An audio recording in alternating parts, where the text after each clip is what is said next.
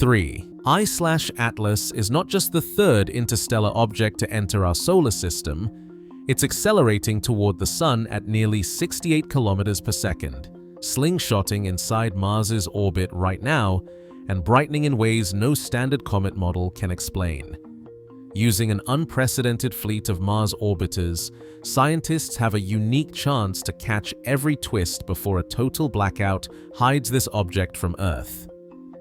But is 3I/Atlas actually activating, undergoing the outbursts and changes that define a real comet? Or will its secrets vanish in the data gap? The stakes are high, because whatever unfolds next could force us to rethink what it really means to encounter something from another star.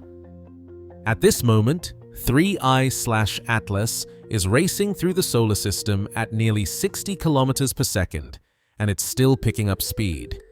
By the time it reaches perihelion, its closest approach to the Sun on October 29th, it will be moving at about 68 kilometers per second.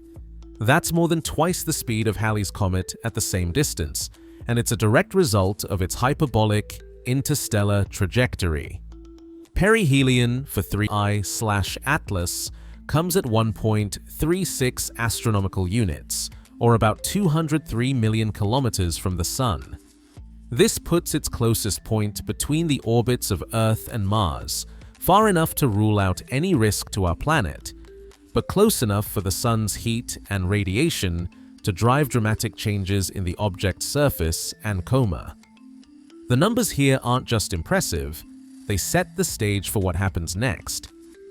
At these speeds and distances, every molecule that escapes the surface is instantly swept into the solar wind, and any outburst or fragmentation would play out on a scale and time scale that's hard to match in our own solar system. This is why the Mars side vantage matters so much. It's the only place in the inner solar system with a clear, uninterrupted view as 3I/Atlas hits the physical limits of what an interstellar visitor can survive. On October 3rd, 3I/Atlas swept past Mars at just 0.20 astronomical units, about 18.6 million miles, making it a once-in-a-generation target for every spacecraft in Martian orbit. This geometry isn't just lucky, it's essential.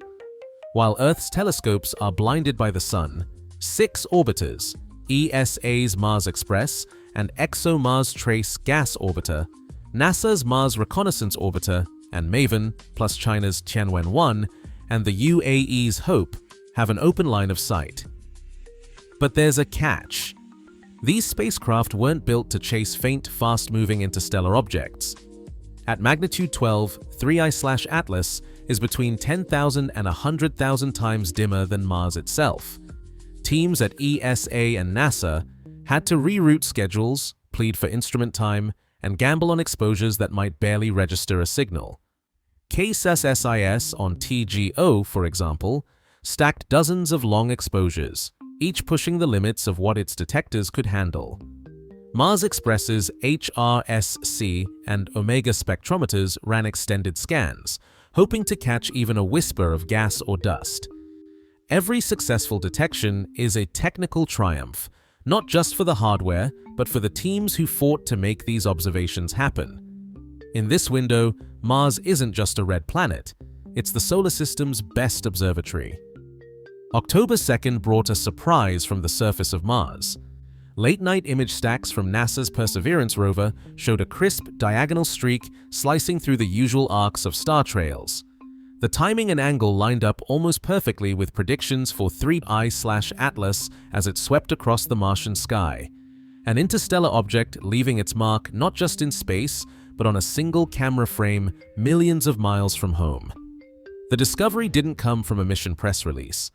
Instead, an amateur astronomer scrolling through JPL's public image browser flagged the anomaly on social media, sparking a wave of attention. Within hours, the Perseverance imaging team at JPL started to dig in, checking the timestamps, rover orientation, and the predicted track of 3I/Atlas. The first checks were promising. The streak's position and motion matched the object's expected path at that moment. But science demands more than a good story. Debates broke out across citizen science forums and professional circles. Was this a cosmic ray, a stray satellite, or a genuine interstellar detection? The NASA team posted their initial findings, but called for independent confirmation before making any claims. In real time, the process unfolded. Open data, public scrutiny, and a demand for checks by anyone with the tools to verify. With Earth about to lose its view, the Perseverance streak became a rallying point, reminding everyone that a single unplanned image can launch a global hunt for the truth. October 21st draws a hard line through the calendar. On that date, 3I/Atlas disappears behind the Sun from Earth's perspective, a superior conjunction blackout that makes direct observation impossible for any ground-based telescope. For weeks, the only eyes left are orbiting Mars. But the blackout isn't just about physics, it's a political and scientific bottleneck. Inside the European Space Agency and NASA, teams debate when to release the Mars-side data. Some argue for immediate, open access, hoping for rapid, global collaboration. Others, wary of raw or uncalibrated files fueling rumors or premature claims, push for a slower, more controlled pipeline. The clock ticks as embargoes are set.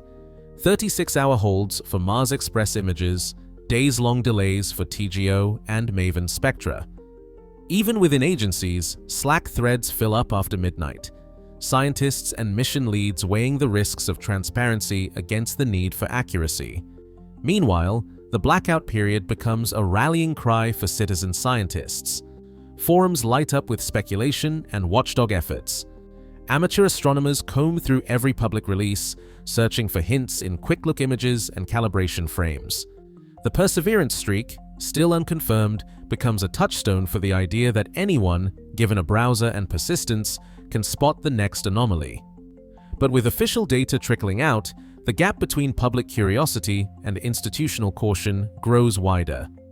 Rumors of activation or even artificial origins start to circulate, fueled by every ambiguous delay or missing file.